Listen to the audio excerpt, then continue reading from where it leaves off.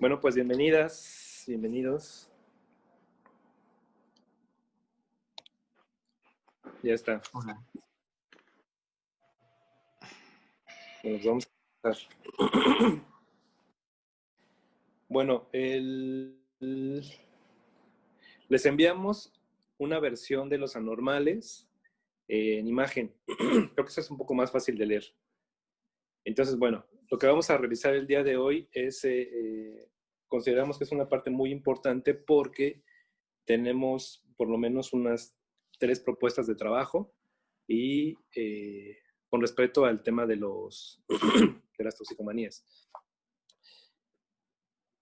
La última reunión trabajamos algunas figuras de Foucault, que era la bruja, la poseída y el masturbador.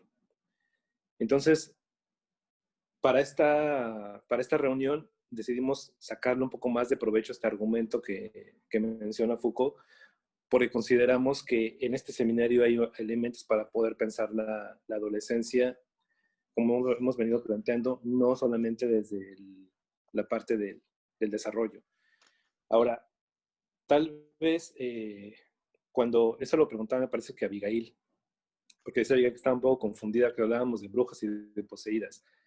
Y me parece que esto es importante en el sentido de cuando Foucault hace la revisión de estas figuras, y al ser una propuesta, una arqueología, la propuesta de esta revisión de entre la bruja y la poseída tiene que ver cuál es la relación que guarda con respecto al contexto.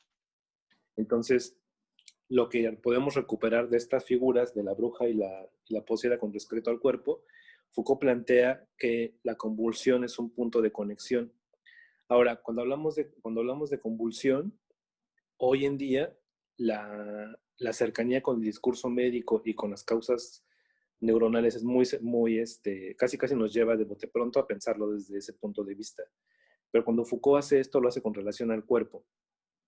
Y aquí, para poder recuperar la dimensión del cuerpo, hablaba también de la carne.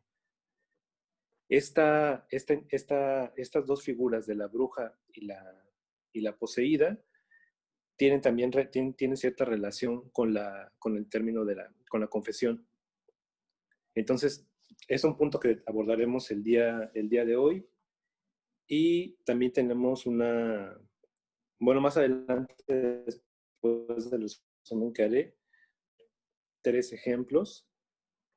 Iba a decir paradigmas, ¿no? Son 3 ejemplos que Foucault plantea con respecto a esta parte de las figuras que están por fuera del contexto, digamos, social. Entonces, bueno, aquí lo que tendríamos que pensar nosotros es, a partir de la figura de la poseída y de la bruja y del masturbador, lo que hace Foucault muestra un dispositivo de la confesión. Y en esta confesión, Foucault la profundiza en el curso de Lovaina, que es de los 80s. Lo que nosotros tenemos que pensar, o lo que nos tocaría a nosotros, es pensar cuáles son los efectos de este control biopolítico con respecto al cuerpo, que Foucault lo pone como el tema de la carne. Ahora, podemos recuperar el tema voy a leer algunas partes de las clases. Por ejemplo, en la página 185, con respecto al deseo, dice Foucault, en un segundo párrafo, dice: así se pasa de viejo el tema de que el cuerpo era el origen de todos los pecados, a la idea de que en todas las faltas hay concupiscencia. Es decir, concupiscencia en el sentido del deseo sexual. Y esta afirmación no es simplemente una afirmación abstracta, no es simplemente un postulado teórico, es la exigencia necesaria para una técnica de intervención y este nuevo modo de ejercicio del poder. Esta referencia que plantea Foucault lo podemos articular después cuando llega a la parte al tema del masturbador. Estas 3 figuras que plantea Foucault tienen un antecedente importante que ahorita lo voy a desarrollar, que es el tema del del monstruo y el incorregible, que son temas que planteé al principio de este seminario. Ahora, cuando hacíamos el vínculo entre la figura de la bruja, la poseída y el masturbador con el adolescente, es porque lo que propone Michel Foucault en estas clases es una forma de pensar la familia. Porque si se dan cuenta, el lugar de la bruja era fuera de la ciudad. El de la poseída era dentro de la institución del seminario, de la institución católica. Y cuando hablábamos del niño masturbador o de la masturbación, tenía que ver con el lugar de la familia, pero no en general, sino hablaba de la familia en el sentido de la alcoba. Es un espacio mucho más reducido.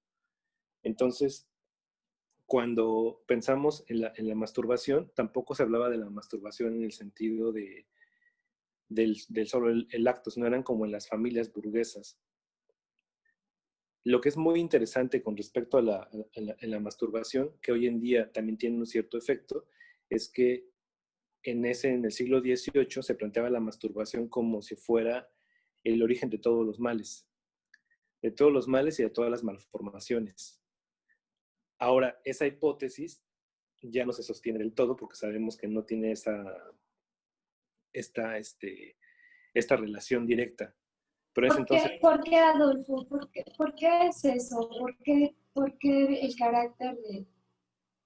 Por el carácter de... Bueno, ¿por qué la masturbación era considerada así? Y pensé por el carácter de la satisfacción o del placer. Ahí Foucault se lo plantea, porque de hecho lo que estaba haciendo, lo que hace Foucault es una crítica muy precisa con respecto al deseo y al psicoanálisis. Y él buscó en las referencias, buscaba en los libros y preguntaba, bueno, ¿por qué los adolescentes se masturban? Y encontró solamente una referencia, ahorita te digo cuál es el libro, y la respuesta que dan a esa pregunta dice, está en la página 218. Dice, desde hace varios meses recorro no con poca curiosidad, pero también con no poco tedio esta literatura. Dice, en total no encontré más que una sola vez esta mención. ¿Por qué se masturban los adolescentes? Y un médico, hacia los años de 1830-1840, tiene una repentina idea y dice, pero debe ser porque les provoca placer.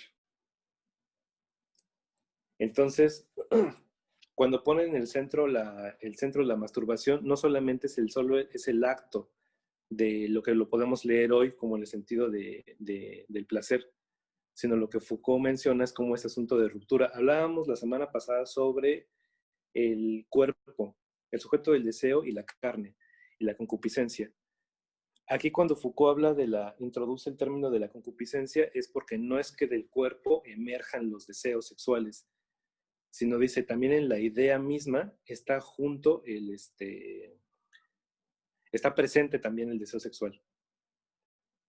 Entonces, ahí Foucault dice, es muy curioso que le responda con el concepto del placer. Ahora, lo que hemos trabajado en otras clases es precisamente el término de placer y satisfacción.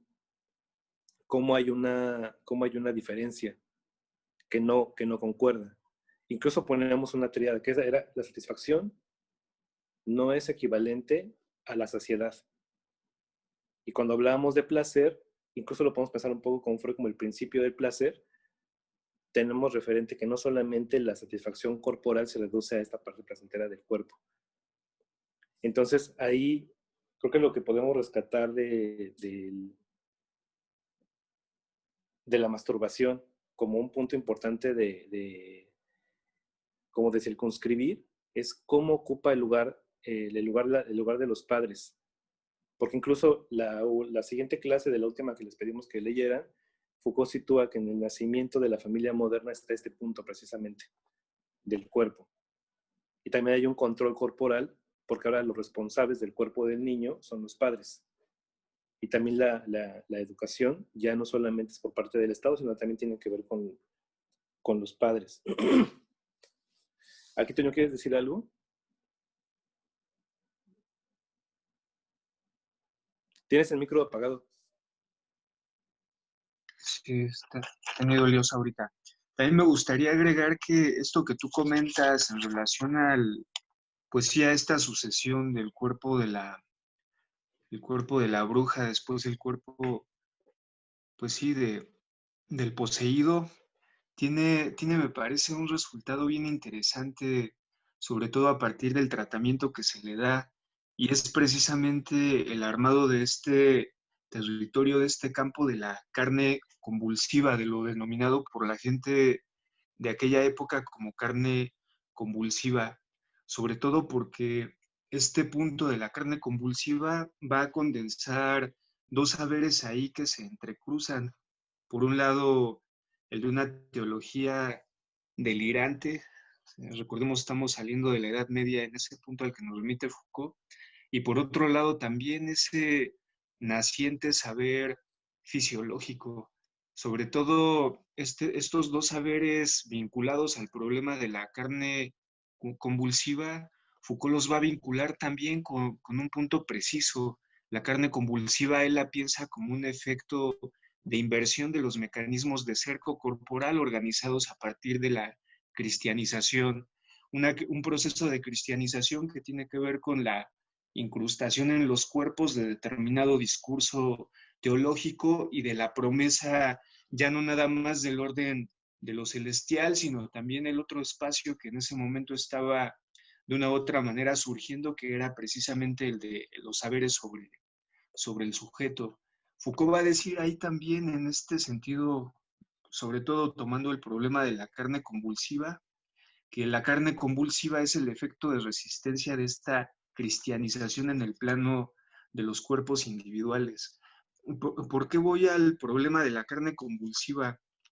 Porque precisamente hay un punto de conexión entre este registro de la carne convulsiva con lo que después, con lo que posteriormente se va a retomar, pues desde la confesión, como el problema de la molicie, es decir, el problema de las poluciones voluntarias, el problema de la masturbación. En ese sentido, entre carne convulsiva y masturbación hay una línea directa, pero esa línea directa me parece bien interesante cómo se va a extender a un plano de definición, pues sí, del campo de la infancia y la adolescencia burguesa. La sucesión del cuerpo de la bruja fue dada por el cuerpo de la posesa, pero ese cuerpo de la posesa se va agotando conforme pasan los años. La confesión, el examen de conciencia ya no son suficientes. Entonces, la renovación de las tecnologías del examen del cuerpo, del gobierno de la carne, dan como lugar y como exigencia la recreación de un campo que sea el depositario de los saberes. Ese campo va a ser el campo de la infancia y el campo de la adolescencia, pero precedidos también por por una ecuación interesante, porque precisamente en los albores del siglo XIX, la carne convulsiva es equiparada al cuerpo epiléptico. Carne convulsiva, cuerpo epiléptico son iguales a locura. Entonces, pensémoslo, de lo que se trata también ya es de la organización de una patologización de la infancia. Si la infancia y la adolescencia tienen lugar en Occidente es a partir precisamente de esos campos que se van creando desde la medicina y la cristianización del territorio, pero dirigidos precisamente a la patologización. Solo se puede pensar a partir de la patologización la entrada en escena del cuerpo del niño santo y por otro lado del cuerpo del adolescente hipervigilado, en tanto sería precisamente quien tendría más posibilidad de acceder a ese punto un tanto complejo que es el de la carne convulsiva, pero vinculada a este registro masturbatorio. No es una referencia caprichosa ni mucho menos, porque la persecución que se organiza a principios del siglo XVIII, durante toda la mitad del siglo XVIII y que define muchos de los saberes que surgen en el siglo XIX, es decir, la persecución del cuerpo del niño y del adolescente, es equiparable a la persecución que se había realizado en relación a la bruja y a la posesa. Es decir, se crean toda una serie de campañas, toda una serie de cruzadas que tienen que ver no nada más con ese principio un tanto moralizante de las prácticas, sino más bien con el establecimiento de saberes muy precisos sobre el gobierno del cuerpo. Esos saberes muy precisos van a estar apuntalados en un cruce entre la medicina y los saberes teológicos. La psiquiatría en todo caso y después el psicoanálisis, en cierta manera, desde esta posición planteada por Foucault, serían herederos de estas lógicas operativas del control de los cuerpos. En este caso, la pregunta de cómo mantener y desarrollar las tecnologías del gobierno de las almas y los cuerpos, que era una constante en el problema de la posesión y la brujería, se va a refinar, se va a sofisticar en relación al examen del cuerpo convulsivo masturbatorio del niño y del adolescente, pero no de cualquier niño ni de cualquier adolescente, sino que estas campañas, estas cruzadas van a ir dirigidas específicamente al niño y al adolescente burgués. Lo interesante de esto es que surge un nuevo discurso que va también permeado de todos los ideales de la revolución industrial, en la cual al niño y al adolescente se les tiene que preservar, se les tiene que cuidar. Ya no es la Edad Media, ya no es ese punto donde daba igual si el niño sobrevivía o no, ¿no? Para eso había campesinos que podían embarazar a las campesinas una y otra vez, no importa, la supervivencia del niño no era una prioridad, pero a partir de este discurso particular de la revolución industrial, hay por un lado una exigencia que va dirigida a hacer vivir al niño y a hacer vivir al adolescente, pero no a hacerlos vivir de cualquier forma, sino precisamente a hacerlos vivir en función, por un lado, de la posibilidad de convertirse en cuerpos provechosos para el trabajo y por otro lado también cuerpos provechosos para el trabajo, pero que también estén ubicados en un registro de normalidad, en un registro que a fin de cuentas tanto la teología como la fisiología habían propuesto ya años antes en relación al examen de conciencia, un cuerpo puro, un cuerpo no enfermo. Paradójicamente, para establecer este ideal de cuerpo puro, de cuerpo no enfermo, se tiene que patologizar, se tiene que somatizar al cuerpo de la infancia, al cuerpo de la adolescencia, a partir del peligro de la masturbación. Incluso, digo, ustedes leyeron el texto también y Foucault resalta 3 puntos en relación a esta patologización vinculada a la convulsión como prototipo de la locura. Esta patologización creo que es importante retomarla porque la patologización va de la mano también con un punto bien interesante que nosotros podemos encontrar también en esto que nos atañe acá, que es la problematización de las toxicomanías, y es el registro de la culpabilización. Es decir, cuando se apela a la patologización de la adolescencia y la infancia a partir del problema de la masturbación, es necesario un territorio, el territorio de la culpa. Y esa culpa va a cobrar cuerpo, de acuerdo a las hipótesis de Foucault, a partir de 3 niveles. Esos niveles son, por un lado, la ficción de la enfermedad total. La encefalitis, la meningitis, todas esas enfermedades que serían producto inmediato de agarrarse el pene con fruición. Por otro lado, esta ficción de la enfermedad total va a crear toda una fantasmagoría ahí bien interesante. Es decir, el Vox Populi, la gente, la población va a tomar como suya la posibilidad de decir sobre esta enfermedad total. No nada más tiene que ver entonces ya con un discurso oficial que trata al posible enfermo o al enfermo consumado, sino también el pueblo se introduce ahí, la población se introduce ahí como parte de la dispersión, de la diseminación de un discurso sobre la ficción de la enfermedad total. Por otro lado, también sumado a esta ficción de la enfermedad total, está el énfasis de la literatura médica de época en la producción bibliográfica que ratifica las enfermedades totales. Es decir, hay una causalidad que se plantea ahí. El niño que se masturba, el adolescente que se masturba, va a ser un adulto fracasado, va a ser un adulto improductivo.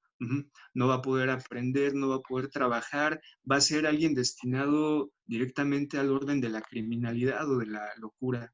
Se crea todo un sistema de pensamiento bien interesante que paradójicamente va a tener su extensión hasta nuestra época.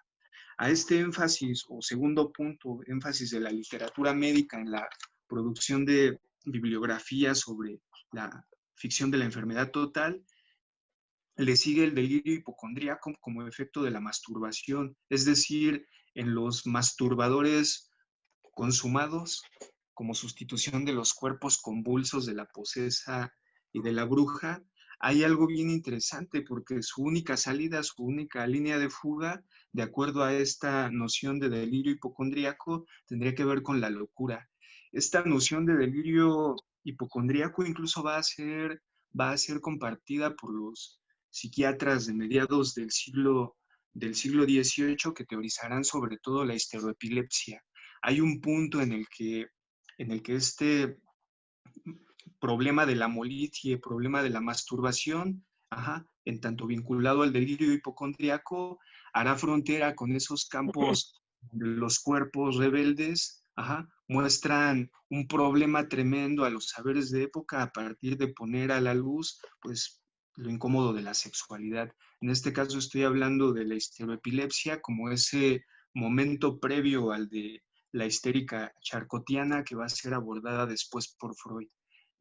¿Por qué hago énfasis en estos tres puntos? Porque con lo que nos vamos a topar precisamente a partir de este énfasis en la masturbación, tendrá que ver también, por otro lado, con el surgimiento de una preocupación por parte de los médicos y por parte de los teólogos seculares, una preocupación dirigida a un cuerpo muy preciso, es decir, ya no es el cuerpo loco de la posesa, ya no es el cuerpo incontrolable de la bruja. Ahora se trata más bien de teorizar la posibilidad de un cuerpo puro. Uh-huh. Y ya termino mi comentario con lo siguiente.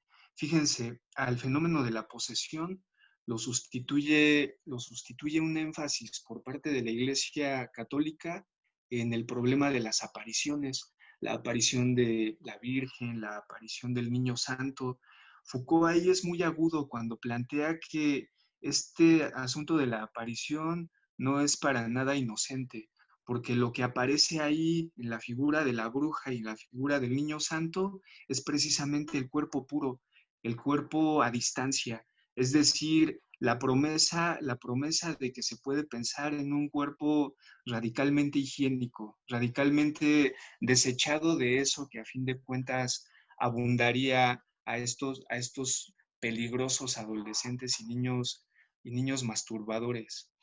Este ideal del cuerpo puro trae consecuencias locas porque de lo que se preocupa, de lo que se preocupa la medicina de época, entre otras cosas, de manera aguda y lo persigue como si fueran adictos en esta época o como si fueran brujas allá por el 1470, a partir de aquí surgen discursos que son patéticos, pero que marcan un hito, porque en el fondo lo que les preocupa a los médicos, a los padres de familia, a los teólogos de mediados del siglo XIX, es ese punto en el que, en el fondo, al llevar la mano hacia su sexo, el niño pone en juego o pondría en juego su vida entera. Surgen a partir de ello preguntas como ¿qué hiciste con la mano? ¿Qué hiciste con tu cuerpo? Esas preguntas van dirigidas a que el niño las interiorice, a que el adolescente las interiorice.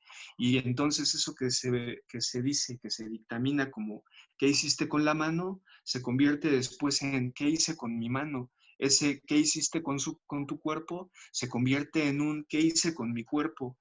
¿A qué voy con esto? Siguiendo a Foucault, a partir de esto se asiste a una interpenetración, dice, entre el descubrimiento del autoerotismo y la atribución de responsabilidad patológica. Es decir, hay una autopatologización.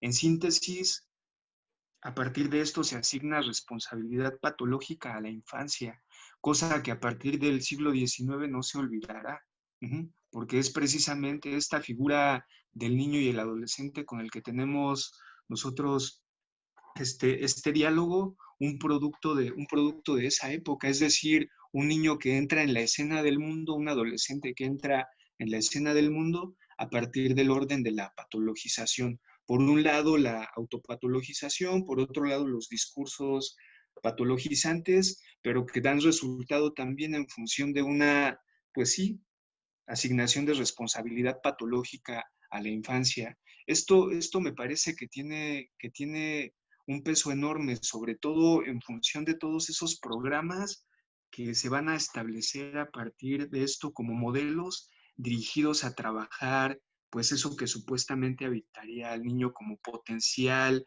peligro de muerte. Ajá. La sexualidad como potencial peligro de muerte, pero como bien decía Adolfo, no por el hecho de la sexualidad en sí, sino más bien por el problema del orden del placer, por el problema del manejo de los placeres. Parecería ser que el niño puede tener responsabilidad patológica en relación a lo que le sucede, pero parecería ser por otro lado que en relación a los territorios del placer, esa responsabilidad se ausentaría por completo. Y entonces es ahí en esa ausencia donde la figura del mentor, la figura del médico, la figura del psicoanalista van a entrar ahí como relevo de lo que en determinado momento pues representaron los confesores, lectores de conciencia. Digo, le paro aquí, pero me gustaría retomar también otras cosas del texto de los anormales para vincular estas campañas, estas cruzadas antimasturbatorias que hacían énfasis en las cartas del masturbador, en la correspondencia que se establecía con sus iguales, pero también en esos relatos que se dirigían hacia el médico, cotejarlos un poco con esta característica de época, digo, de nuestra época, que tiene que ver también con cómo se organizan las campañas, por ejemplo, ya no antimasturbación, pero sí las campañas antidrogas, desde el Vive Sin Drogas, que aparece acá en México en los 90s, hasta estas nuevas formas de prevención de las adicciones, apelando al discurso de autorresponsabilidad y autopatologización del adicto. No sé si han escuchado, sobre todo vayan a la estación IMER, escuchan Reactor u Opus, lo que ustedes quieran. Los comerciales que hacen referencia a esta campaña son tremendos porque aparece un sujeto que en determinado punto estuvo o está atrapado en las drogas, pero lo que establece es un discurso sobre todo que va de la culpabilización a la patologización, a la autoobservación y sobre todo a asumir ese punto de he fallado, de no llegué, no cumplí con esto que supuestamente tendría que haber cumplido, es decir, regresamos al problema del examen de conciencia, regresamos al problema de la falla en relación al ideal del cuerpo puro, etcétera. Pero por ahí es hacia donde creo también podemos llevar este problema de los anormales, para salirnos también un poco de este recurso a, en cierta manera, romantizar incluso un poco el problema de la brujería y de la posesión, sino más bien plantearlo en términos muy precisos, que es básicamente el punto en el que a partir de eso se organizan tecnologías muy particulares del gobierno de los cuerpos. Entonces, no sé, Adolfo, yo por aquí me detengo, más adelante igual puedo hacer algún otro comentario. Bueno, yo quiero comentar algo. Sí. Leyendo, bueno, el texto me parecía sumamente importante que hubiera un énfasis marcado como en la parte de lo masculino, de esas masculinidades, ¿no? En el sentido de que va dirigido, bueno, si bien en un primer momento hay un análisis sobre las brujas y las posesas, pero posteriormente el énfasis en el placer corporal no es enfocado a lo femenino. Y esto a mí me hacía pensar que hoy en día incluso la atención para, bueno, pensaba que la atención de las adicciones, sobre todo en el lugar donde yo me encuentro radicando, de, no sé, 20 centros de atención para varones, escasamente hay uno para las mujeres y muy segregado. El asunto es incluso el centro que existe aquí. Las mujeres no tienen temporalidad de salida, a diferencia del trato que es brindado a los hombres. Es muy curioso eso. Me llamó la atención. Fíjate, Ahora, no sé, la cosa es ahí, brutal porque de lo que se encarga la Edad Media, ¿me lo que se escuchan? encarga la Edad Media es de borrar. Por ahí alguien anda hablando que no se escucha. Creo que soy yo. ¿Me escuchan? Ah, Sí, un poco, sí, Doc, pero déjame comento un poco esto. Quizás si Ya. vamos al asunto de la Edad Media y si vamos sobre todo siglo XVI, siglo XVII, ahí lo que se ubica es precisamente la desaparición de lo femenino del mapa de interés de los discursos hegemónicos. En todo caso, la aniquilación de la bruja, la eliminación de estos territorios vinculados al paganismo no fueron cuestiones accidentales, tenían que ver con un proyecto muy preciso de Occidente. El armado, digo, tú lo comentas desde la masculinidad, pero tiene que ver más bien un énfasis en, pues sí, en una raigambre católica, tiene que ver básicamente con el dominio del hombre. La palabra del hombre sería entonces, a partir de esa aniquilación masiva de los siglos XIV, XV, XVI que sufre la mujer, tendría que ver también con, por otro lado, la reificación, pues sí, de un sentido único de concepción del mundo. A partir de ahí, el conocimiento, los saberes, las producciones, las formas de cuadricular el mundo tendrán que ver básicamente con una referencia, pues sí, al hombre. De ya de manera tardía, iniciado quizá el siglo XX, la mujer entra otra vez en escena, habría que analizar de manera muy puntual cuál es la manera en la que entra en escena, a partir de qué se da. Y creo que ahí podríamos pensar incluso que el psicoanálisis tuvo algo que ver en este retorno de la mujer a la escena del mundo. Pero hasta donde vamos y revisando lo que plantea Foucault, la mujer, todo lo referente a lo femenino, había sido sepultado. Entonces, aquí le paro. Adolf. gracias. ¿Ahí ya me escuchan? ¿Se escuchan? Porque yo tengo la aplicación en el teléfono y aparece que no, que está el video detenido. Entonces, Sí, bueno, sí te escuchas perfectamente. entiendo. Esto voy a retomar lo que plantea Toño, porque eso tiene que ver con aterrizar un poco lo que estamos discutiendo en el seminario en casos concretos. Y retomando esta pregunta de lo femenino y de las mujeres, me parece que sería como más bien, yo lo pensaría en términos de hombres. Toño lo dijo como hombres y mujeres. No sé si lo femenino tiene que ver con un término un poco más actual, porque precisamente cuando hablamos de la bruja o de la poseída, y hablamos en ese tiempo del hombre, de hombres y mujeres. En aquella época, Doc, la referencia a lo femenino es al feminus, a la que tiene menos fe. Es una concepción medieval de lo femenino. Lo femenino era un término despectivo. Lo femenino era aquello que compartían tanto la mujer como el brujo, ajá, como el alquimista. Es decir, ese que se ubica en un feminus, en un nivel no suficiente de fe, de creencia. Por ahí va. Entonces, no englobaba únicamente a la mujer, sino tenía que ver básicamente con aquellos que se arremolinaban en función de prácticas, sobre todo vinculadas al paganismo. Sí, lo pensaba como que no es un asunto como lo pensamos hoy de género, porque es un tema que es muy actual. Y lo que podemos también pensar un poco es cuando hablamos del hombre y hablamos de la modernidad, tiene que ver con el hombre burgués precisamente.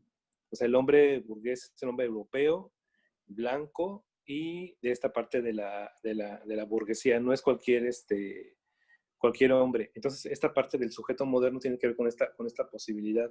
Y retomando esto que decía Toño con respecto a los cuerpos, aquí lo que podemos rescatar es muy importante, es retomar el punto de las figuras que trabaja Foucault.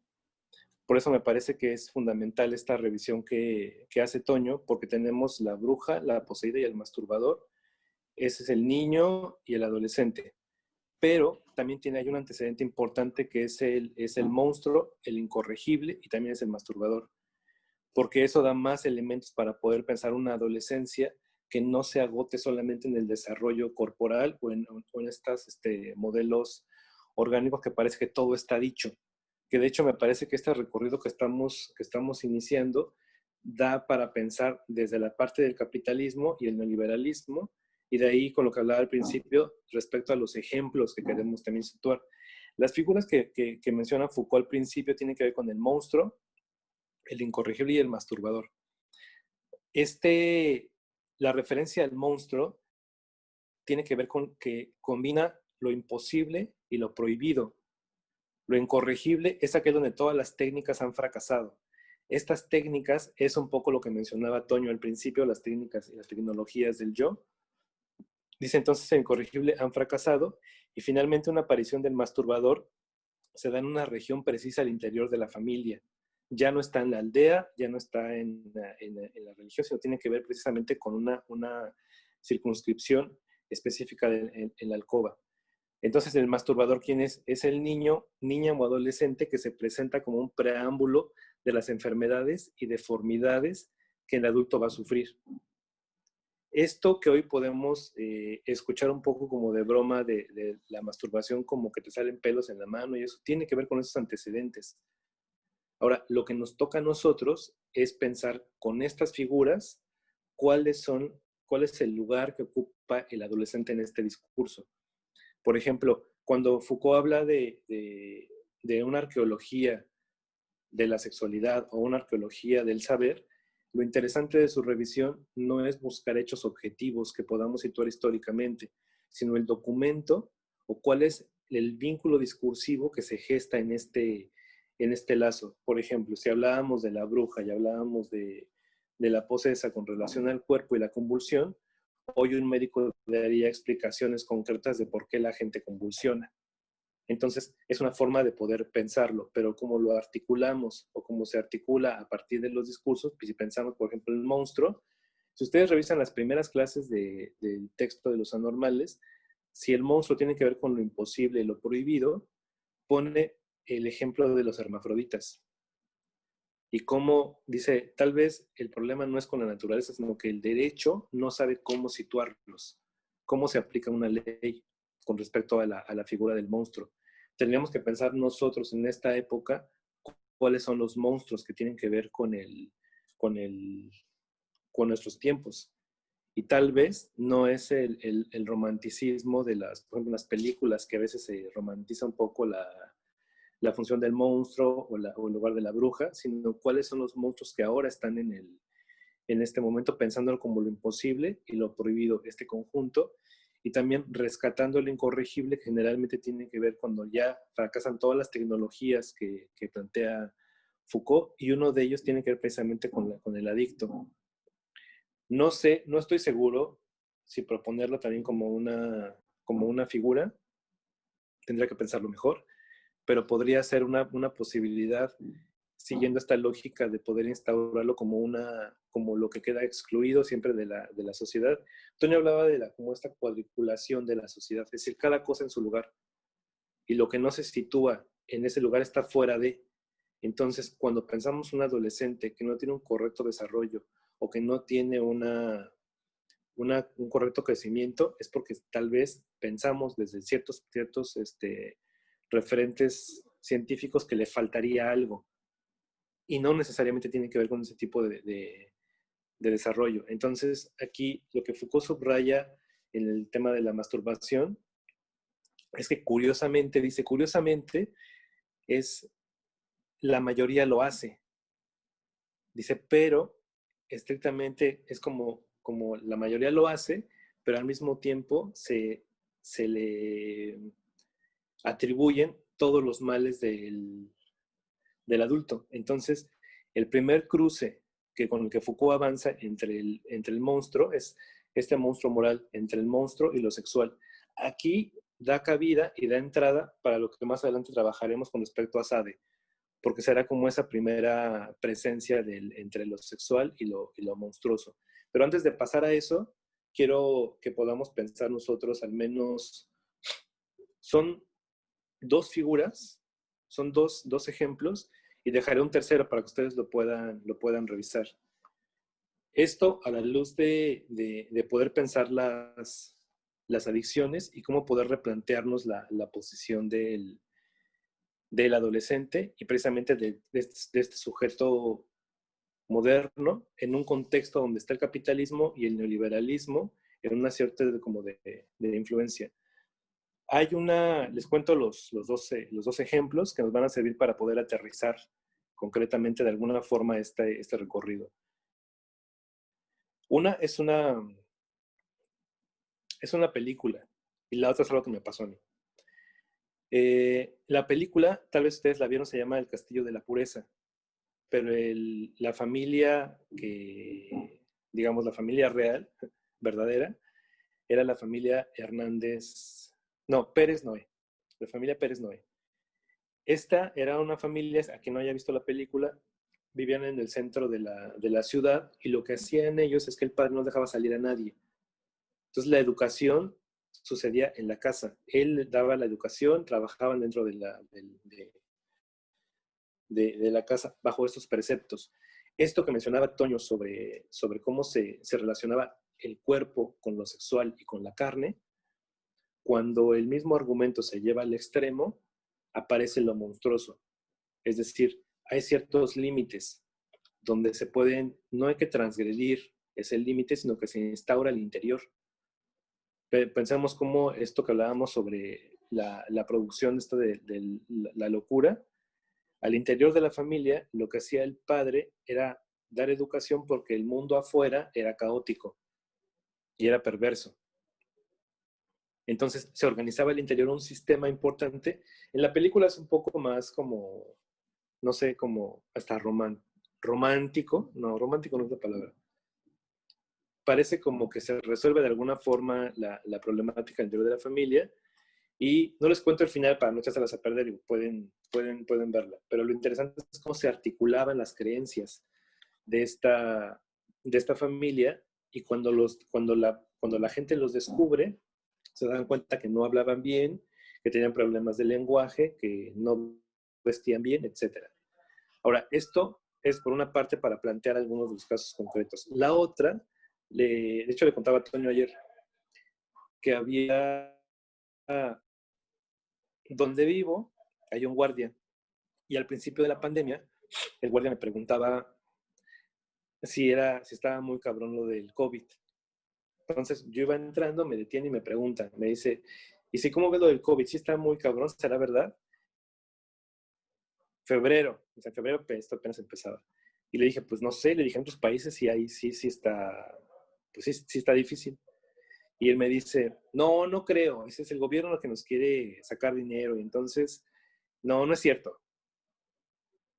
Este ejemplo de lo cotidiano me parece muy importante porque retoma dichos precisamente como digamos, a ras de tierra de lo que implicarían las figuras de hoy en día. Por ejemplo, lo que dijo este guardia de preguntarme algo y luego yo le digo, pues no sé, y él mismo se contesta, ¿cómo podemos articularlo? Lo podemos articular a partir de poder pensar que cuando alguien emite o hace una pregunta, previo tiene una respuesta. Es decir, muchas veces uno cuando pregunta algo no es para poder, no es para querer saber, y subrayo la palabra saber, sino es para corroborar algo que es previo y es anterior. Y esto es muy, muy interesante porque lo podemos rastrear en los dichos, incluso de ciertos pacientes o de ciertas conversaciones, donde uno pregunta algo, entonces lo que uno supondría es que pregunta para saber. Y aquí lo interesante de la función del saber es que está previo a la pregunta. De nada servía. O sea, pudo preguntárselo a otra persona, a mí, a quien sea, pero la articulación es la misma. Es la misma forma de poder pensarlo y se revela una cierta verdad. Esto podemos llevarlo al tema de la confesión, lo que mencionaba Toño hace un momento y planteaba yo al principio de esta reunión, cuando hablábamos de la importancia de la confesión y cómo esta articulación de la confesión tiene la estructura muy similar o muy parecida a los tratamientos que se hacen hoy en día. ¿Cuál es esta articulación? Partir de a priori de suponer que la sustancia tóxica o a partir de una recuperación de una asepsia del cuerpo, a partir de una confesión. Ahora, Aquí me detengo un poco porque es muy importante esta parte de la confesión. Esto lo revisa Foucault en una conferencia de Lovaina, decía, por ahí de los 80s. Y, por ejemplo, podemos decir, cuando hablamos de una confesión, ¿cuáles son las características o cuál es la condición para que sea una confesión?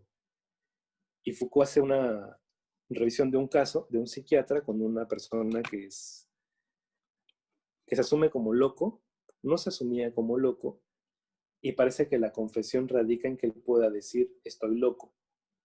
Ahora, esto vayámoslo pensando en el sentido de también en las adicciones. De hecho, los grupos de AA tienen que ver con estas formas de relación, donde parece que hay una suerte de confesión de cuál es la posición que uno ocupa frente a esto. Entonces, dice Foucault, bueno, parece que decir estoy loco es una forma de confesión, pero no todo lo que uno dice es una confesión, ¿no? ¿Cuál es la condición para que sea una confesión?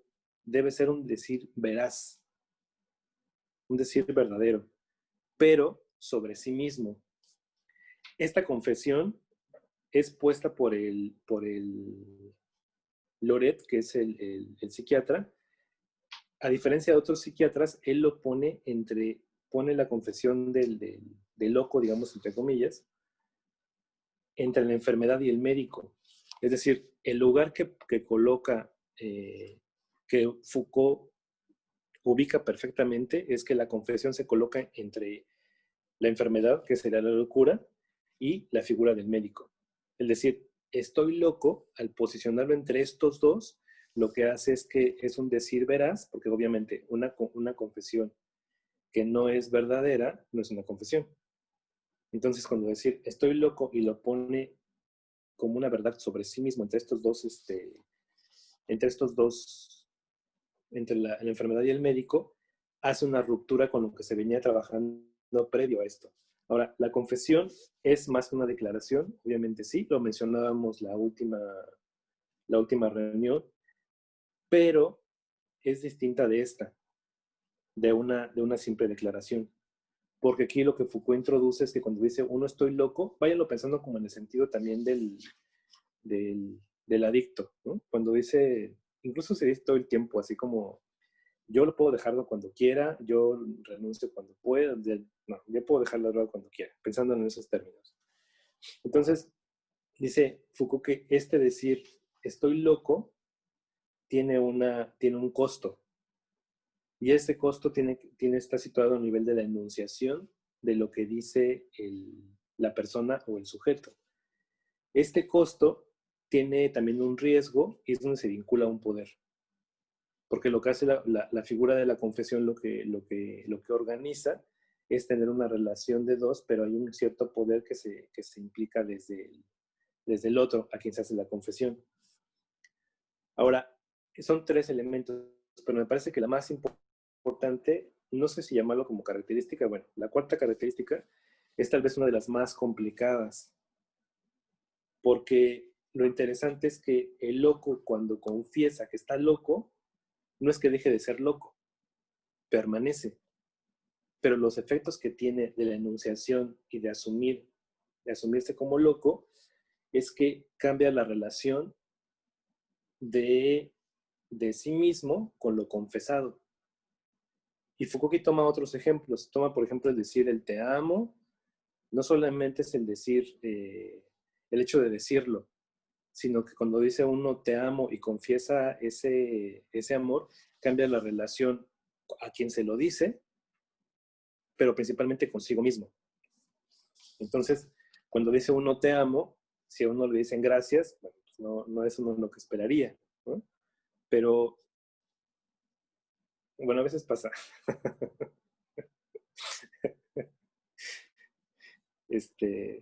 Bueno, regreso te contando el chiste. Entonces, cuando dice lo que rescata Foucault como cuatro características, que en la confesión cambia la relación de sí mismo con respecto a lo que está diciendo en el nivel de la enunciación. Entonces, aquí la confesión como condición debe ser siempre verdadera. Ahora, esto lo podemos ubicar o lo podemos situar ahora en estas políticas públicas de prevención de las adicciones. Si ustedes se meten a la página de CONADIC del gobierno, aparece ahí el plan de trabajo anual, aparecen varias documentos de prevención de adicciones, pero en el fondo de esto, no digo entre líneas, sino lo que sostiene estos documentos es un poco lo que revisaba Toño, sobre pensar que a priori tendríamos que llevar a cabo una asepsia del cuerpo o una asepsia de la vida. Esto está matizado porque lo que encontramos en estos términos de la prevención de adicciones está puesto en términos de gestión, esa gestión del riesgo. Y esto nos lleva a pensar un poco de manera, ampliar un poco más el tema y traerlo un poco más a colación, porque cuando hablamos de la gestión del riesgo, hablamos de gobernanza. Es decir, el Estado y el mercado nos lleva a los tiempos actuales. Aquí doy un salto para poder pensar esto. Y hablar de gobernanza es cómo se administra, es una administración. Entonces, tendríamos también que pensar nosotros cuál es la función o de qué sirve, cuál es la función del adicto, del enfermo o del loco en esta articulación social.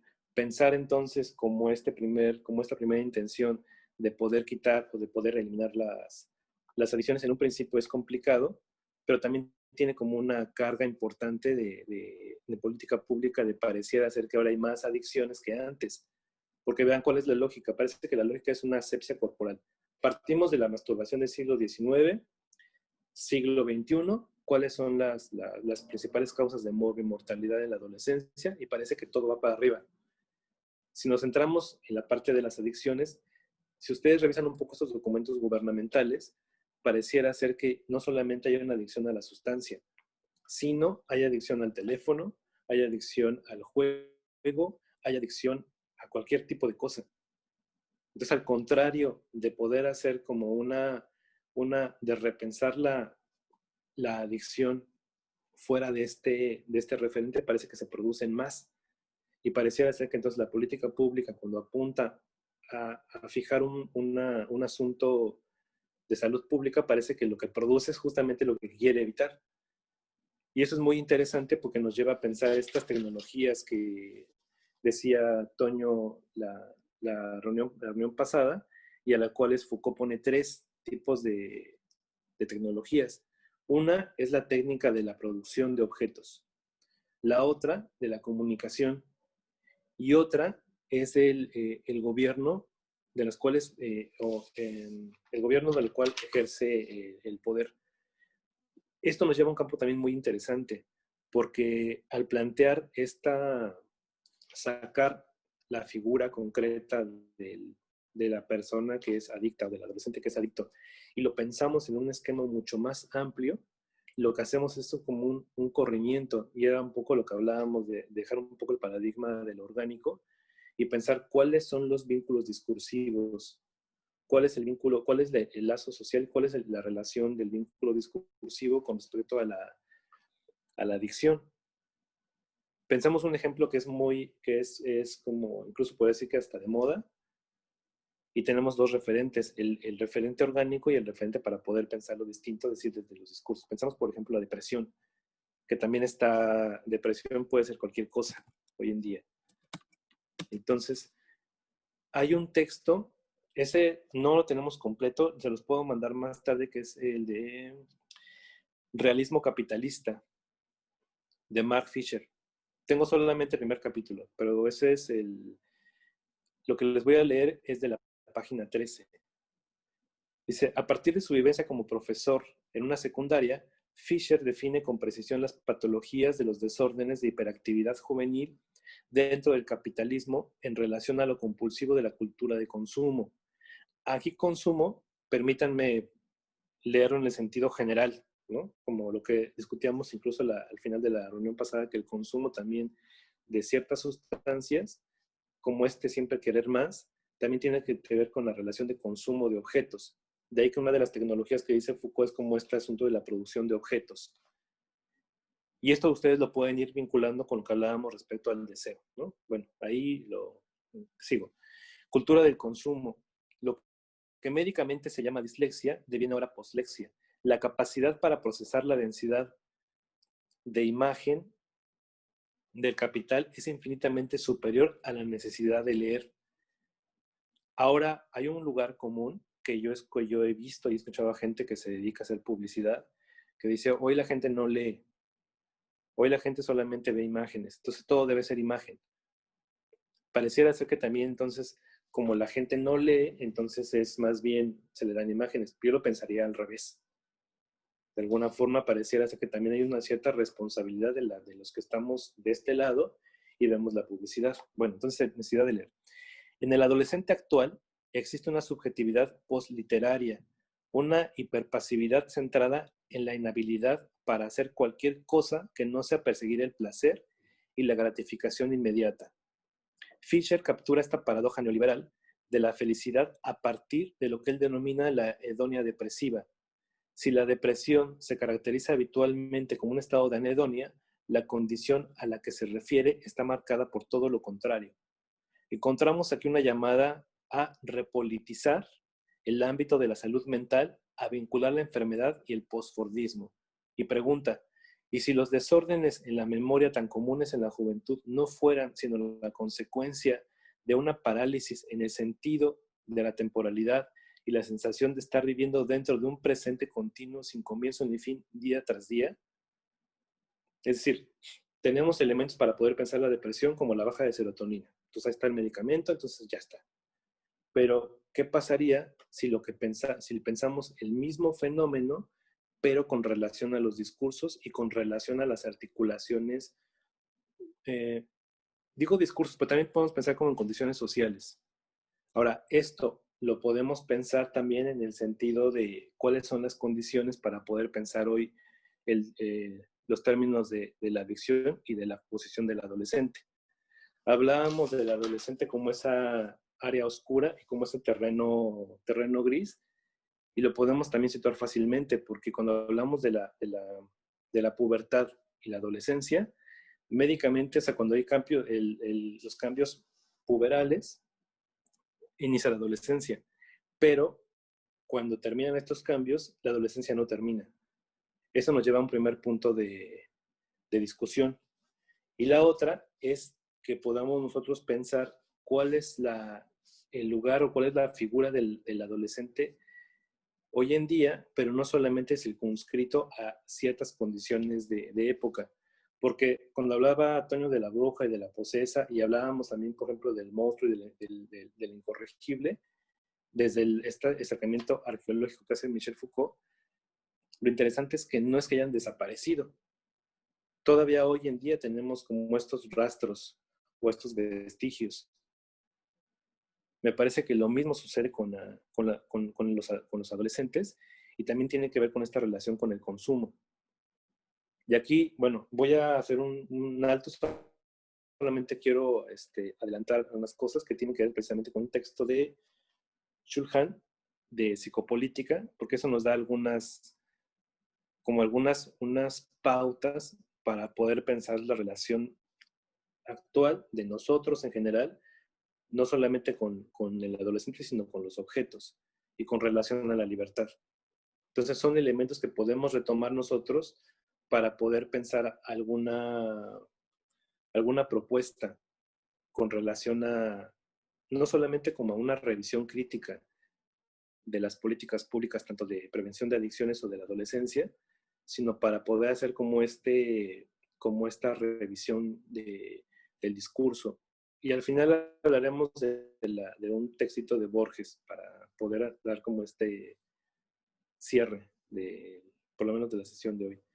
Entonces, bueno, aquí hago una pausa con respecto a esto, introduciendo estos dos términos que son de neoliberalismo y capitalismo con relación a la salud mental, que pareciera entonces que eso que busca prevenir es justamente lo que produce.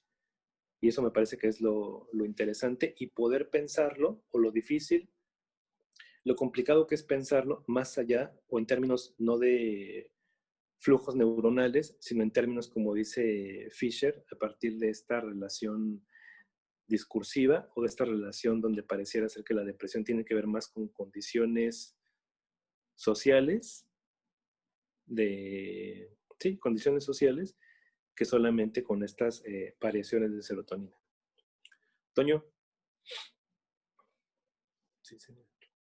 Pues igual más bien haría como una puntualización para ubicar que este salto que estás proponiendo entre lo que trabajamos, el texto de los anormales y este giro hacia el neoliberalismo tendría que ver también pues con una sugerencia que parte del mismo texto de Foucault, en específico de la segunda clase que revisamos. A Foucault no le interesa, al menos en relación a lo que está trabajando ahí, hacer una historia de las enfermedades, hacer una historia de los posesos, las posesas, o de los convulsos, las convulsas. Más bien lo que le interesa es abundar vía lo que tú bien refieres como arqueología, una relación problemática, que es la relación entre el cuerpo y los mecanismos de poder. Esa relación entre cuerpo y mecanismos de poder va a tener un espacio muy interesante en relación a este planteamiento vinculado a lo que tú refieres como neoliberalismo en nuestra época, pero que a la época a la que nos remite Foucault en el texto de los anormales, tiene que ver más bien con el liberalismo y con la Vitalpolitik, con la política de la vida que surge a partir de los planteamientos de algunos economistas alemanes. ¿Por qué comento esto? Porque a fin de cuentas, la pregunta que Foucault plantea en relación a este vínculo cuerpo-mecanismos de poder, a esta tensión, también va dirigida al orden de las prácticas y sobre todo prácticas que tienen que ver con una época específica en relación también a un dispositivo específico. Quizás si la pregunta en relación al orden de la masturbación en la época a la que nos remite Foucault era qué hiciste con la mano y qué hiciste con tu cuerpo, a partir de la introducción de esta Vitalpolitik o de este liberalismo político de siglo XVIII, la pregunta gira un poco hacia un punto que va a ser asumido en el siglo XIX con un ¿qué he hecho con mi vida y qué he hecho con mi cuerpo? Es decir, esa pregunta ¿qué he hecho con la mano y qué hiciste con tu cuerpo? Se va a desplazar de manera muy sutil a la pregunta por la vida. Y esa pregunta por la vida no va a tener tanto que ver con el orden de la masturbación, sino más bien con esta pragmática de las adicciones. Insisto, si nos remitimos a estos comerciales de las campañas de prevención de drogas en la actualidad, lo que nos presentan es un énfasis tremendo en la pregunta por la vida. Ese qué he hecho con mi vida, ese llevé mi vida a un desastre, ese qué he hecho con mi cuerpo, no puedo dormir, bajé 40 kilos, qué sé yo. Eso tiene que ver con un rasgo inaugural que introduce ya no el liberalismo de Bentham, ya no ese énfasis en trabajar sobre las condiciones bajo las cuales el arte de gobernar se establece en un estado de policía, sino más bien acaba a tener que ver con esa apertura vinculada en todo momento al orden de la libertad que va a ser promovida desde el neoliberalismo. Recordemos la segunda clase que estuvimos trabajando acá, hablábamos del problema del consumo en el neoliberalismo, partiendo de lo que hoy les propongo como la pregunta de qué he hecho con mi vida y qué he hecho con mi cuerpo. Remitámonos a lo que hablábamos en aquella ocasión. Decíamos que si algo precisamente se introduce vía este discurso liberal, tiene que ver con que precisamente el neoliberalismo inaugura una época, más que época, una era en donde lo que se va a consumir son libertades, es decir, el acceso a los bienes del mundo, el acceso, en este caso específico que estamos problematizando acá de la sustancia, tiene que ver con un consumo de libertad. ¿Ah? Parecería ser entonces que este consumo de libertades estaría articulado a discursivas muy, muy precisas. En este caso, las discursivas tendrán que ver pues con todos estos programas de prevención, con todas estas campañas, con todas estas clínicas que de una u otra manera van a poner como su punto crítico, o más bien como su espacio de estudio o de exigencia de estudio, pues el cuerpo del adicto. Ahí lo que a mí me llama la atención es pensar, bien, estamos trabajando esta arqueología Foucaultiana, estamos llegando al problema del neoliberalismo, al consumo de libertades, regresamos a toda esta lógica en donde el dispositivo organiza un cuerpo y lo hace hablar, lo hace consumir, lo hace ver, lo hace sentir de determinada manera. Pero por otro lado, me gustaría que pensemos también desde dónde resiste este cuerpo. Si Foucault plantea que la convulsión y la masturbación tiene que ver con un punto en el que los cuerpos intentan resistir a un registro de mecanismos de poder que de manera voraz tratan de tragárselos, yo acá lanzaría también una cierta hipótesis, también teniendo cuidado pues sí, en no romantizar el asunto. Pero a mí me parece que el problema de la toxicomanía en específico tiene que ver con también un intento por parte de los cuerpos, estos cuerpos destinados al consumo de libertades y obligados al consumo de libertades. Me parece también que el atorón, la aporía que se da en la cuestión de la toxicomanía, tiene que ver también con una forma de resistir, que es devastador el resultado, lo sabemos, pero bueno, por ahí iría mi, mi participación, pero también me gustaría retomar algo, Adolfo, no sé si de tiempo, son 8:20, pero quiero hacer un paralelismo, sobre todo en relación a eso que Foucault resalta en función del gobierno de la carne, sobre todo que hace algunas preguntas que me parecen muy actuales, porque esas preguntas y el intento de responderlas, el intento de solucionar ese tipo de problemas, de preocupaciones, va a ser una constante. Me parece que de manera implícita se va a colar vía estos discursos a los que haces referencia, discursos neoliberales, en el abordaje del orden de las toxicomanías.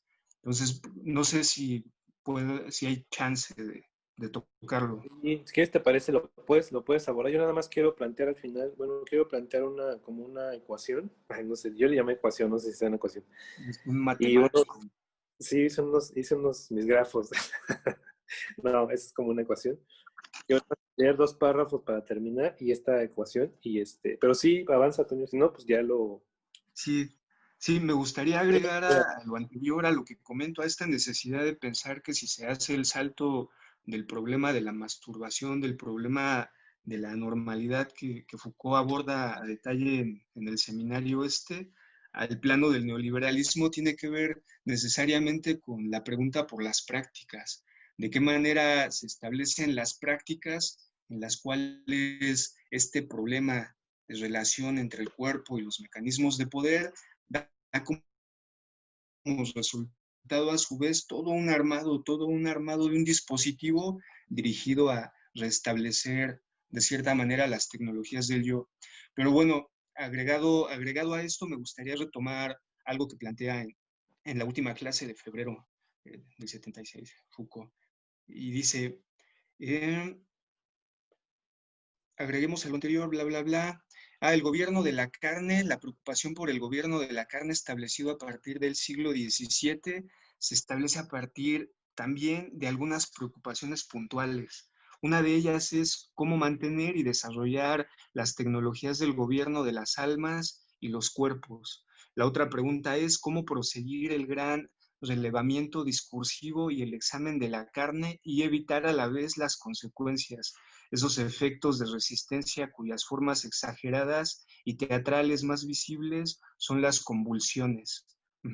El intento de solución de estas preguntas, la cuestión de las tecnologías, del gobierno de las almas, y por otro lado, la pregunta sobre cómo proseguir el relevamiento discursivo y corpóreo del examen de la carne, las soluciones van dirigidas a lo siguiente. Por un lado, es necesario, se plantean a finales del siglo XVII, gobernar la carne sin caer en la trampa de las convulsiones, penetrar la carne evitando su huida vía la posesión y su rasgo sexual más temido, la sacudida convulsiva. ¿Por qué puntualizo esto? Porque el gobierno de la carne tiene que ver con un movimiento paradójico, es un penetrar la carne, atravesar la carne, pero sin tocar algo del orden del placer. ¿Por qué es peligrosa la sacudida convulsiva?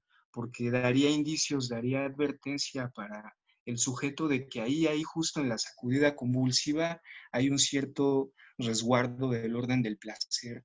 Para evitar esa fibra tan peligrosa, esa fibra del orden del placer, se ven llevados a organizar una operación quirúrgica, sobre todo operación quirúrgica de sustracción de la carne, para dejar únicamente un alma pura, libre de los peligros de la posesión y el desastre de la convulsión.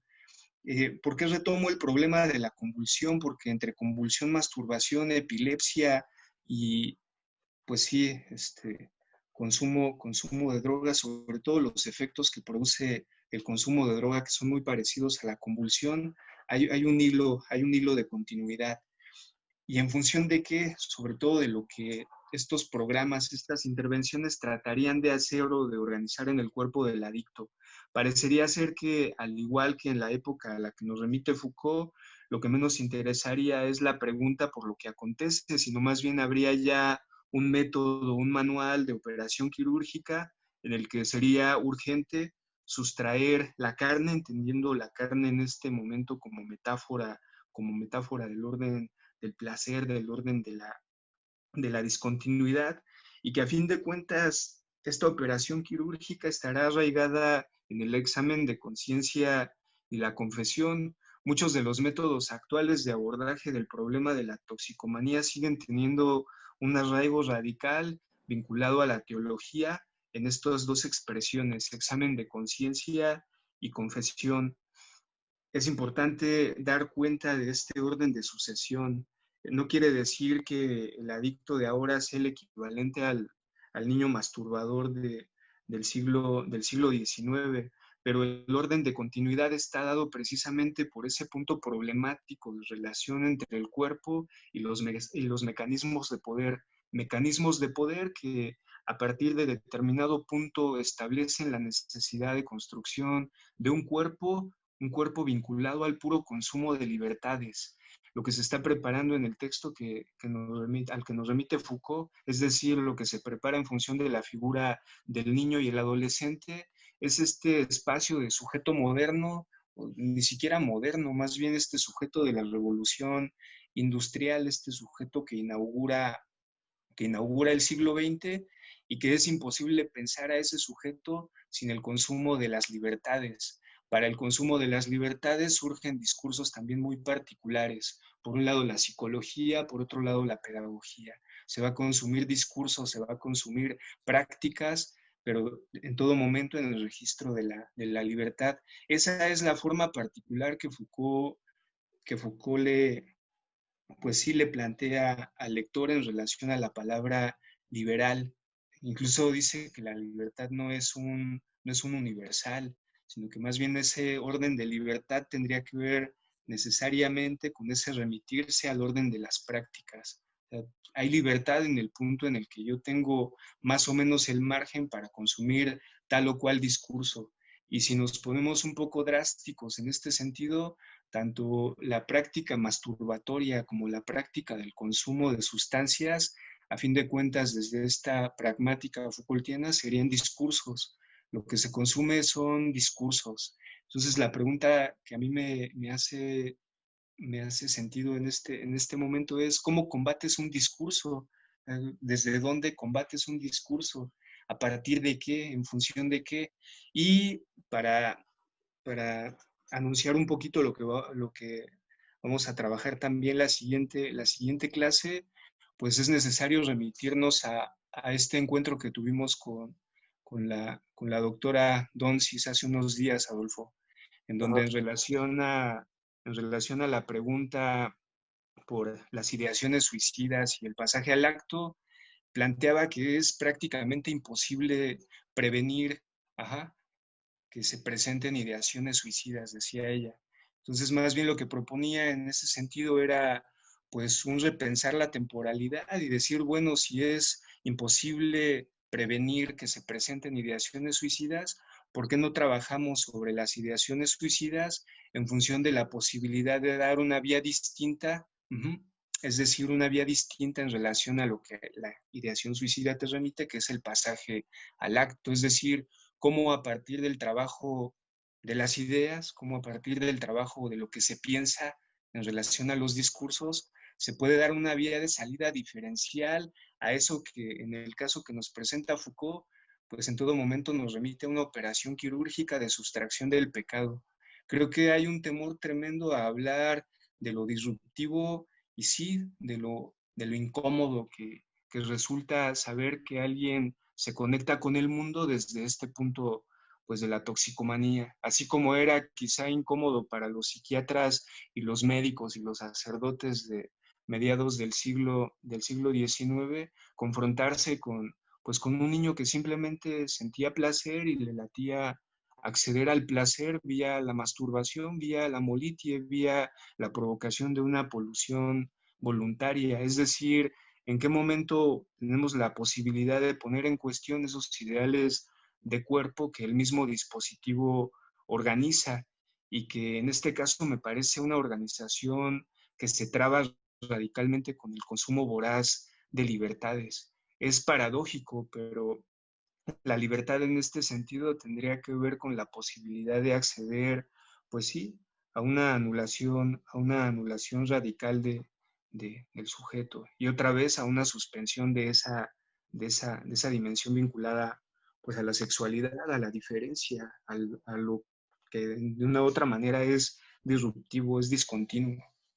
Igual esto en todo caso lo vamos a trabajar de manera más detallada la siguiente clase, pero me parecía importante hacer este pasaje entre la normalidad y el problema del neoliberalismo en función de las prácticas del cuerpo. ¿Vale? Sí, porque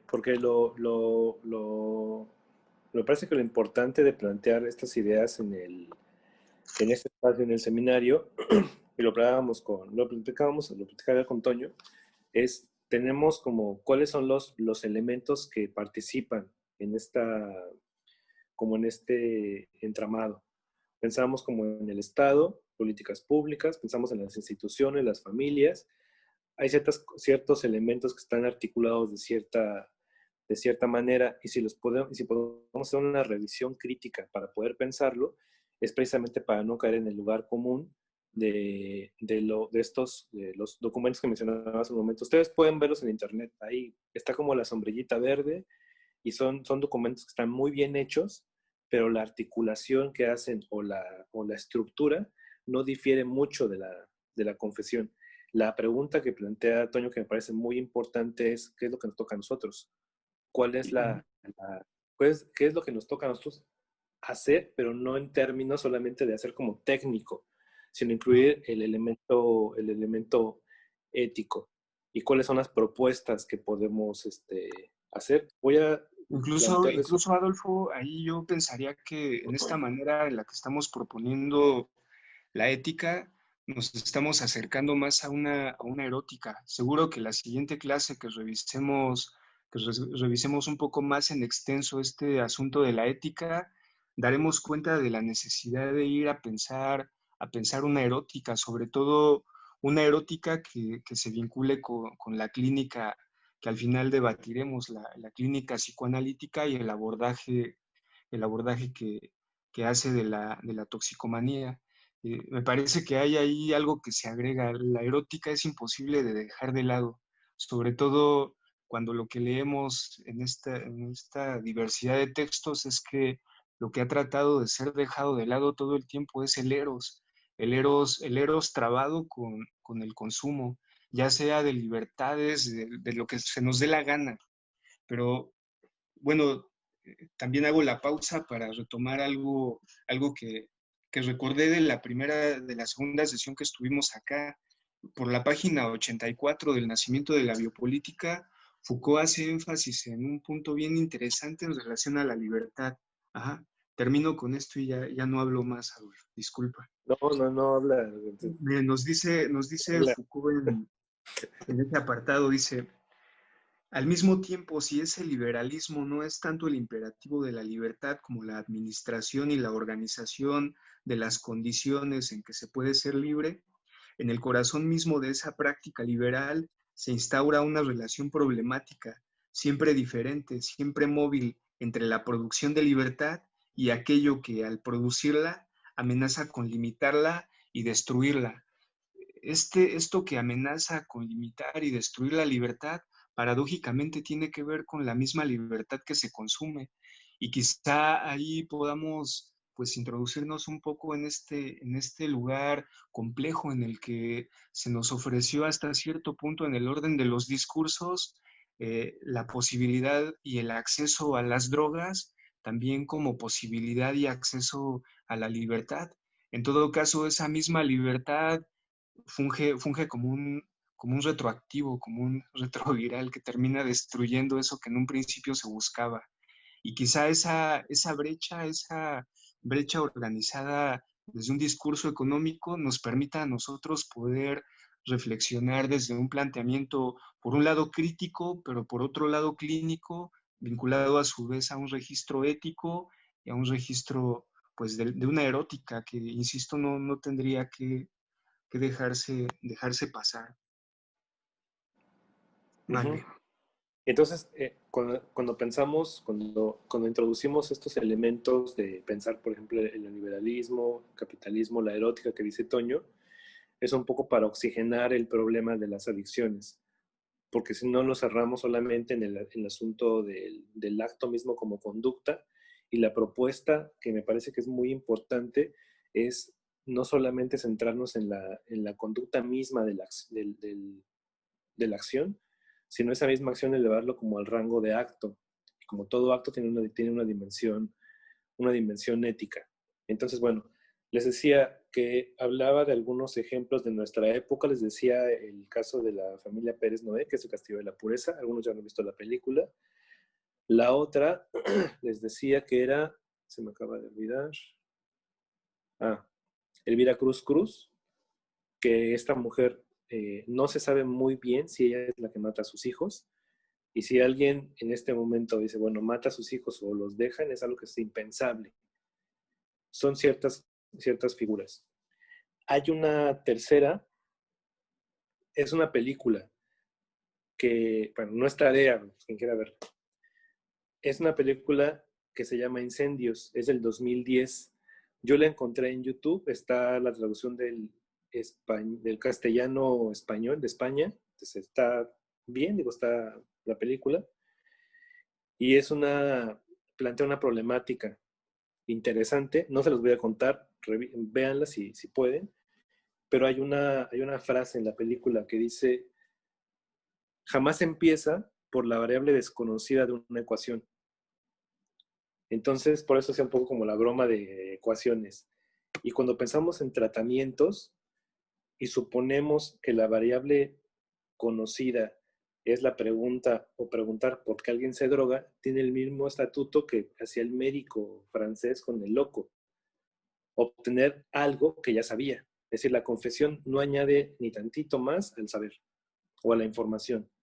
Entonces, empezar por la variable desconocida, tendríamos que pensarlo nosotros en este sentido, preguntar el por qué alguien se droga, mi propuesta es que esa es la variable desconocida. Porque hacer esta pregunta de antemano es decir, bueno, pues puede ser cualquier cosa o puede ser como fantasía, lo que ustedes puedan responder. Pero las variables que sí conocemos es el dispositivo de curación. ¿Cuáles son los dispositivos instituidos para poder pensar un tipo de curación y qué entendemos por curación? Como restablecimiento,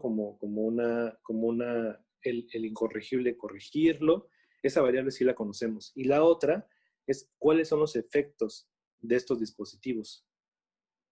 Entonces tenemos esta frase de la película, está al principio, está interesante, es un problema matemático. Entonces, lo que sí podemos articular nosotros son las otras dos, qué es lo que estamos organizando y podemos tener como una propuesta. Esto lo desarrollaré con más puntualidad la siguiente reunión o la que sigue, porque también lo que nos interesa, lo hemos platicado Toño y yo, es no solamente hacer una crítica a lo institucional o una revisión histórica con los textos de Foucault o arqueológica, sino también situar problemáticas específicas de nuestros tiempos. Por eso puse el ejemplo del guardia de ahí de mi casa, cómo se plantea preguntas y cómo se contesta, y tener ejemplos de alguna manera o figuras concretas de lo que estamos conviviendo hoy en día, porque no solamente centrarnos en un tipo de adicción va a arrojar luz a la problemática, habría que repensarla. Y termino con una lectura, son 2 párrafos, el texto se llama Psicopolítica, de Chul Han. Eso también se los podemos enviar por correo. Dice, la ideología neoliberal de la optimización personal desarrolla caracteres religiosos, incluso fanáticos. Representa una nueva forma de subjetivación. El trabajo sin fin en el propio yo se asemeja a la introspección y al examen protestantes, que representa a su vez una técnica de subjetivación y dominación. En lugar de buscar pecados, se buscan pensamientos negativos. El yo lucha consigo mismo como contra un enemigo. Los predicadores evangélicos actúan hoy como managers o entrenadores motivacionales, el coaching, y predican el nuevo evangelio del rendimiento y la optimización sin límite, que es un poco lo que mencionaba Toño, como esta parte del consumo de libertades. Es decir, yo en este momento no podría imaginarme algo que no fuera una mercancía. O sea, se puede comerciar con todo, ¿no? O casi, sí, con todo. La persona humana no deja de someter totalmente al dictado de la positividad. Sin negatividad, la vida atrofia hasta el ser muerto. Es decir, uno puede hacer también mercancía la propia muerte. Precisamente la negatividad mantiene la vida en vida. El dolor es constituido por la experiencia. Una vida que consistiera únicamente en emociones positivas o vivencias óptimas no sería humana. Bueno, hay más, pero eso solamente como esto que me parece muy interesante, que es un poco lo que hemos estado trabajando. Y para la siguiente reunión ya abordaremos esto que plantea Toño sobre la implicación también de la erótica, que tiene una cierta relación con este cuerpo de la carne, que es el cuerpo vivo, opuesto al cuerpo orgánico.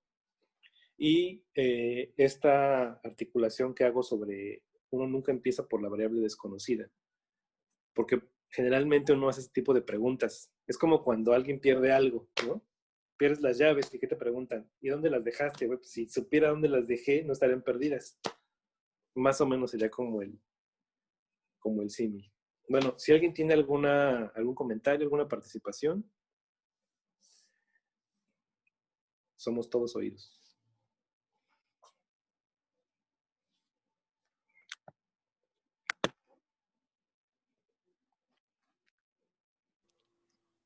Pues bueno, sí, me resulta muy importante que, tal como lo menciona, ¿no? Las bases y el recorrido histórico no bastarían sin que haya, pues, esta parte de ubicación, porque de eso no se trata, ¿no? Sino, como lo enuncia, no se trata de que queden en un solo recorrido histórico, sino problematizarlo en la actualidad y de ahí quizás bordear una propuesta de una complejidad tan enorme que es como el asunto de las adicciones, el asunto de sostener, incorporar un discurso, ¿no? Alienante. Sí. Porque además ahorita lo que mencionaba Toño es el campo en el que Foucault está trabajando es como ciertos, como estos documentos, pero tendríamos que preguntarnos nosotros, en nuestros lugares de trabajo, vida cotidiana, cuáles son esas, permítame llamarlo como variables. ¿Qué es lo que nos compete? Porque si no quedaría solamente como una revisión solamente teórica y no podríamos articularlo. Y esto va con relación a esto que mencionaba Toño de la conferencia. Les voy a pasar también, si quieren, el link, porque es una conferencia, es como adolescentes y ahí es como un contexto diferente. Sí, Y es muy por interesante favor. porque este padre de familia preguntaba cómo prevenir ideaciones suicidas en los hijos. Y lo interesante o lo enriquecedor no es hacer la crítica de, bueno, es que tú no sabes de la pulsión de muerte y explicarle todo eso, sino más bien tomar lo que dice esta persona, ver cuál es el discurso y el contexto y saber cuál es la importancia y cómo lo están pensando. Porque lo hablaba con Toño el día de ayer y decía, lo que la gente hace en las unidades de salud, trabajan, hacen lo que pueden con lo que tienen y lo que les hace sentido es este discurso. Un tanto puede ser desde el humanismo, un tanto de la asepsia corporal, un tanto de la comunicación, todo es comunicación, asertividad, pero eso es lo que hace sentido.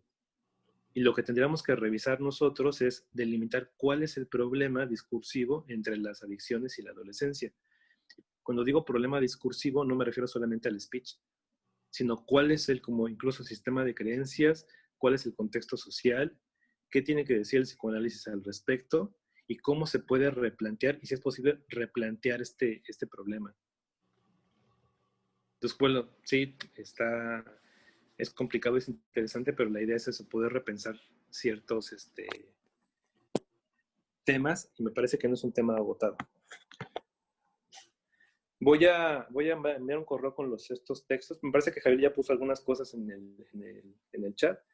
Yo voy a enviarles el de Max Fisher y el de Psicopolítica y el link. Sí, por favor. Entonces, bueno, ya no veo a Toño aquí, no sé si todavía siga. Sí, sí se ve en la pantalla. Que tengo mi celular, entonces nada más veo 2 personas. Bueno. Sí, sí. Entonces, si no hay más participaciones, pues agradecemos su asistencia.